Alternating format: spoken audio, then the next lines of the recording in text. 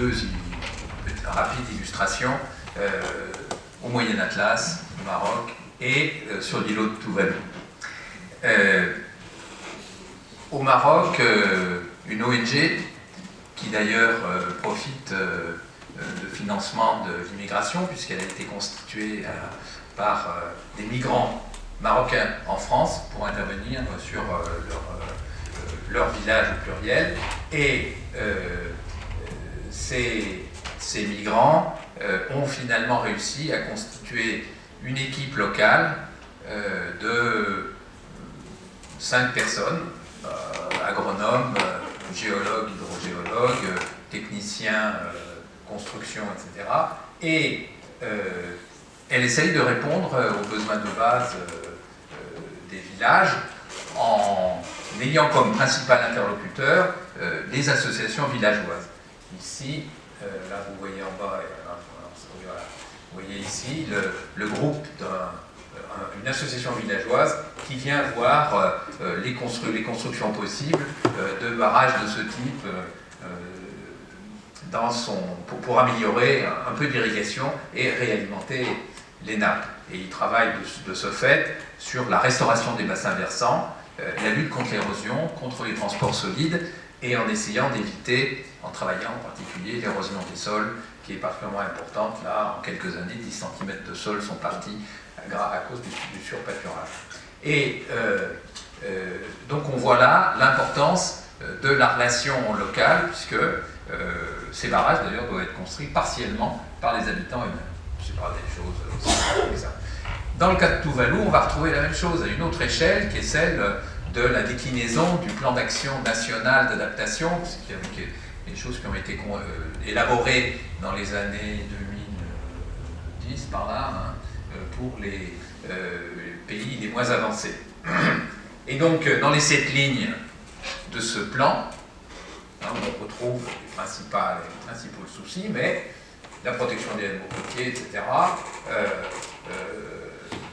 la capacité de stockage de l'eau des ménages, l'augmentation de la productivité du poulaka, qui est une plante de subsistance, le contrôle des maladies, les zones de pêche, en Aquitaine, voilà, et puis le renforcement de la capacité de réaction de la communauté aux catastrophes naturelles, qui là permet de faire le lien avec justement la gestion des catastrophes naturelles et les processus de gestion des catastrophes naturelles, dont j'ai remis ici le cycle qui, pour moi, à chaque fois que j'ai une formation à faire sur les catastrophes naturelles, je présente ce cycle parce qu'il montre bien que, et c'est une difficulté pour le changement climatique, ce qui motive la politique publique, c'est la catastrophe. Ce qui déclenche la politique publique, c'est la catastrophe. Alors on peut dire, les sociétés les plus développées réagissent aux catastrophes de taille moyenne. Celles qui ne sont pas bien développées réagissent, j'ai travaillé sur Haïti et le tremblement de terre de Port-au-Prince, réagissent voilà, un peu moins bien. Et donc, avec la série des aspects qui est à la fois la reconstruction Build Back Better, comme certains aiment le dire, et puis la réduction de la vulnérabilité à travers la prévention, qui est des mesures d'aménagement du territoire, et la préparation, qui consiste à dire, voilà, je sais ce qu'il faut faire quand les problèmes arrivent. Mais donc, ça m'amène d'ailleurs à parler d'autres expériences, au Mali et au Sénégal, une expertise locale pour le développement intégrant l'atténuation aussi, l'adaptation, la dimension agricole et la gestion des risques. Et alors, j'aime bien parler de cette ONG AMED, qui est une équipe d'une dizaine de personnes, tous d'Afrique de l'Ouest, essentiellement maliens, installés à Koutiala, hein, vous voyez où est Koutiala, dans la zone cotonnière du Mali, et j'allais à Blaye, pas à Blaye, à Baye, je ne sais pas si vous voyez où est Baye. Baye est un bourg sur la route entre le pays d'Ogon et le Burkina Faso. Il il y a une cinquantaine de kilomètres de pistes. Et en arrivant à la mairie, où je devais rencontrer des agriculteurs pour un problème de formation, création d'une maison familiale rurale, je vois sur les murs de la mairie plan d'atténuation avec les différents chapitres, etc. Alors, au milieu de nulle part, un travail de qualité. Alors là, j'ai mis qu'un morceau, des panneaux, des tableaux de papier qui avaient été sortis à ce moment-là.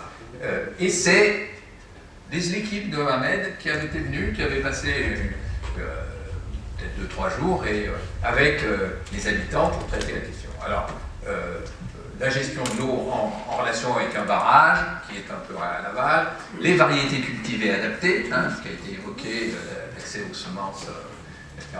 La meilleure gestion des stocks de nourriture, autre élément qui ne peut pas être dissocié, la diversification du phénomène et la prévention des inondations qui sont fréquentes ici. Alors, cette ONG travaille aussi sur l'atténuation avec le GRES, qui est une ONG sur l'énergie en particulier.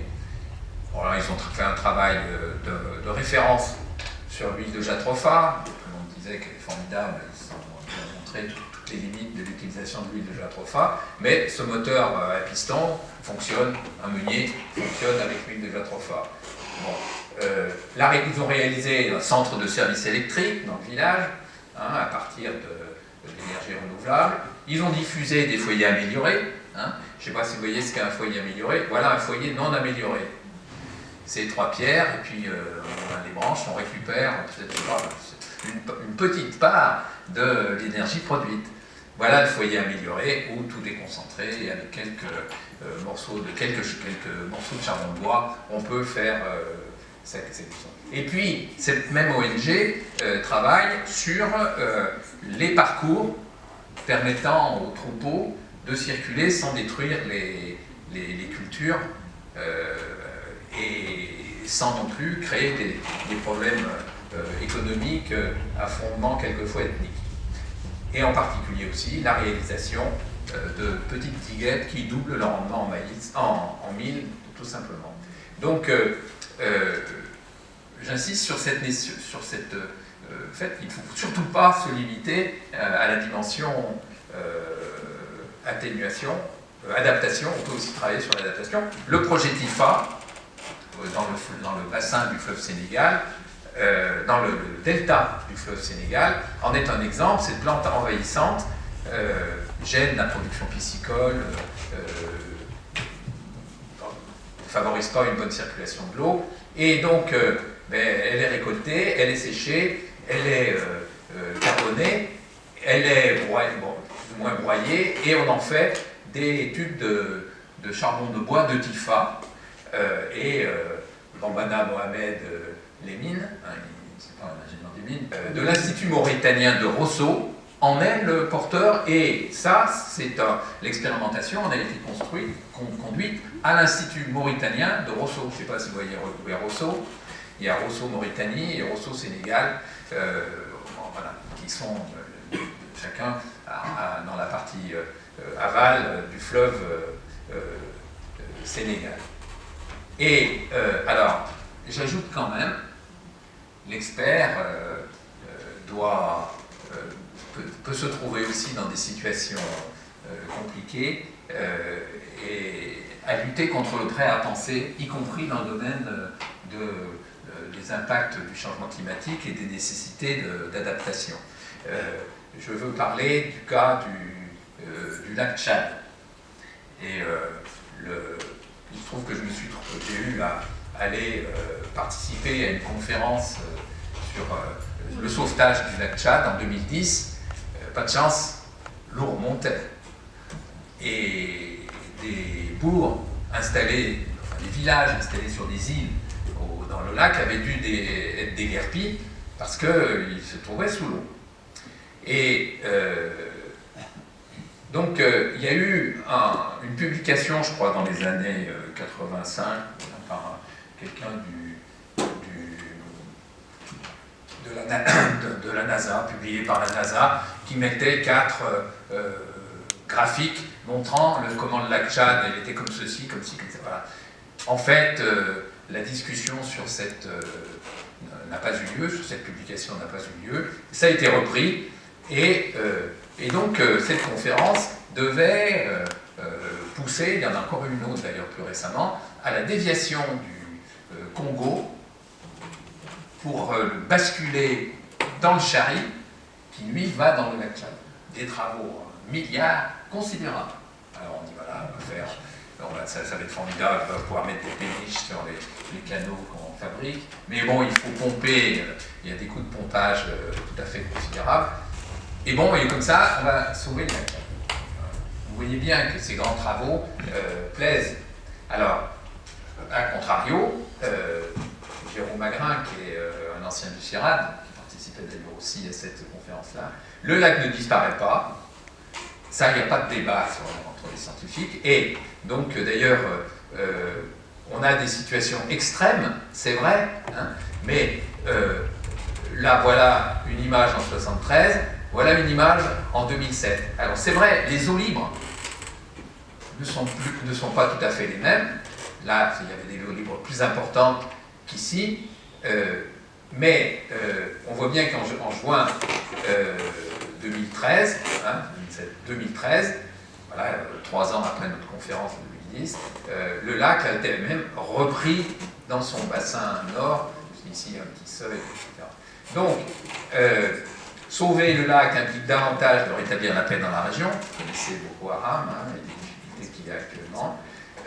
Et à long terme, un transfert d'eau pourrait certes être une piste à étudier, mais il y en a bien d'autres.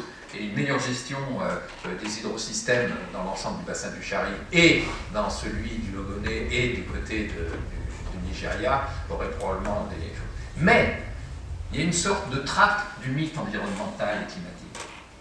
Et c'est très difficile de conduire le système, enfin la compréhension et le système politique local à sortir de ce piège. Hein, il faut sauver le lac Tchad parce que le changement climatique, il faut s'adapter, etc. Alors, rapidement en conclusion, hein, j'insiste sur quelques points. Pour bien réussir, c'est évident que les politiques de décentralisation sont essentielles. Elles avancent, hein, en particulier en Afrique de l'Ouest, elles avancent, mais avec des moyens encore faibles, mais c'est une condition indispensable à l'avancement, et en parallèle, et ça permet aussi une meilleure mobilisation villageoise. Il y a besoin, et je pourrais donner des tas d'autres exemples que j'ai rencontrés dans les différents pays en Asie, ou en Afrique, ou même en Amérique latine, ou à Haïti, il y a besoin d'une expertise locale installée et qui soit à proximité des autorités. Et une expertise locale installée, c'est pas forcément très brillant, mais c'est le cas que je citais d'Ahmed, qui de Koutiara va à Baye et structure finalement l'action. La fabrication de l'expertise se fait dans un continuum entre le potentiel académique et les bureaux d'études, les acteurs de terrain, les ONG, les structures décentralisées, en passant de l'institut technique à l'équipe de terrain. Et je vous ai mis la photo de Lisette, Institut machin, de Rousseau. Voilà ce que je pouvais vous dire. Alors, ce qu'on dit là n'est pas méthodologiquement bien différent de ce que vous avez dit Hervé tout à l'heure. Voilà. Et on pourrait d'ailleurs trouver bon nombre d'autres exemples qui nécessitent une jonction entre tout ça.